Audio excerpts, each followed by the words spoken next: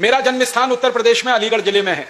मेरे जिले के नजदीक में दादरी नाम का एक छोटा सा कस्बा है। उस दादरी कस्बे के 170 गांवों से हजारों एकड़ जमीन किसानों की छीनकर रिलायंस के धीरूभाई अंबानी ग्रुप को उत्तर प्रदेश सरकार ने बेची। ऐसे बेची कि सरकार धीरूभाई अंबानी की कंपनी की एजेंट बन के काम करती।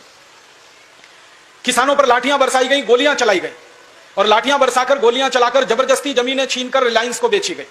क्या करेगा रिलायंस? उस समय कहा गया कि वो एक कारखाना बनाएंगे, बिजली बनाने का कारखाना लगाएंगे। मेरे जैसे आदमी ने उस कारखाने का हिसाब निकाला तो पता चला 250 एकड़ जमीन में वो कारखाना आराम से लग सकता है। उसके लिए 50-60 हजार एकड़ जमीन की कोई जरूरत नहीं है। तो इतनी जमीन क्यों ली गई? जब आरटीआई एक्ट में हम लोगों ने इस मामले को डाला, राइट टू इंफॉर्मेशन एक्ट में डाला, तो पता चला कि वहां कोई बड़ा शहर बनेगा रिलायंस का। वो जमीन किसानों से 15 पैसे स्क्वायर फीट में ली गई है। वो शहर बनने के बाद 15,000 रुपए स्क्वायर फीट में बेची जाएगी। बीच का मुनाफा रिलायंस खाएगा। रिलायंस के बाप की जमीन नहीं, उसके दादों की जमीन नहीं, जमीन हमारे किसान की है, मजदूर की है, लेकिन मुनाफा रिलायंस की तिजोरी में जाएगा। ऐसे हमारे देश में सरकारें काम करती हैं, कभी रिलायंस के लिए, कभी टाटा के लिए, कभी कॉलगेट के लिए, कभी हिंदुस्तान लीवर के लिए। पहले हमारी सरकारें काम करती थी ईस्ट इंडिया कंपनी के लिए, अब सरकारें काम करती हैं रिलायंस और टाटा जैसी कंपनी के लिए। कैसे कहें देश आजाद हो गया?